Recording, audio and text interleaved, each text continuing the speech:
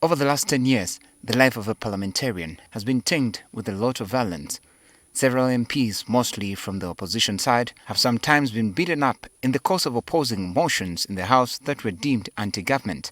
Some of the MPs stick to their positions, while others are left maimed, requiring frequent bouts of specialized medication.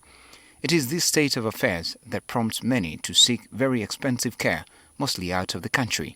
So we ask what parliamentarians make of the care they receive for the challenges that they have to undergo. I have been tortured in Parliament many times, and I've also gotten issues with security outside Parliament. But Parliament is mandated still to treat members of Parliament even abroad. But from Tojikwatako, I was never helped by Parliament. Even during the Arua saga, I was never helped. Even during the COVID torture that happened to me, there was no help at all. Even recently, they did not help me. I've not been getting help from Parliament. Yet when it touches any other member of Parliament, there is help. But some of the state of care that these MPs receive has left some legislators scratching their heads and insisting that it may be inadequate. We have had colleagues who have been taken out of the country, and many times you have to seek audience with the Speaker of Parliament and at times the President for special medical attention. The medical board may even decline a referral, not simply because you don't qualify, but because there's no money. It is even worse for former members of Parliament.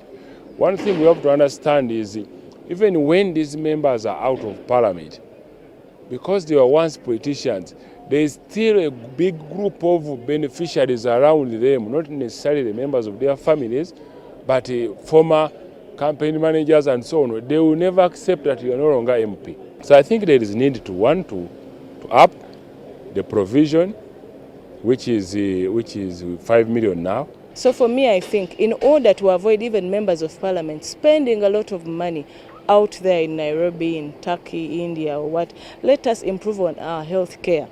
Let us improve on the hospitals that we have. Let us have the fully fledged hospitals in Uganda such that members of Parliament don't have to leave the country. So we sought the view of parliamentarian spokesperson Chris Obore on what he made of the concerns raised by MPs on the state of care in the House. The insurance policy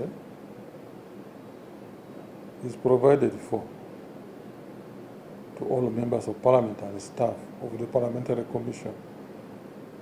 There are several health insurance service providers. The MPs decide which one they want to belong. So the clerk to Parliament pays for treatment abroad on recommendation of the medical board. And when you're going abroad, there is a standard figure. So if it is not enough, the MPs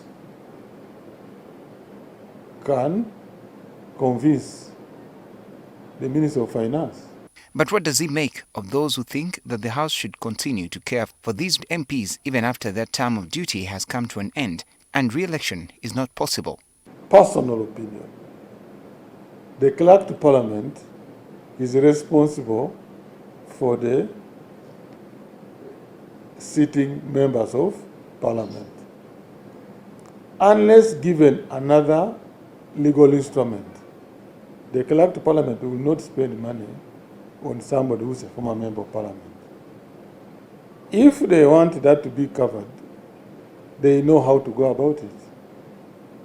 But on saying that the committee still members them as MPs, to me that would be a blatant lie.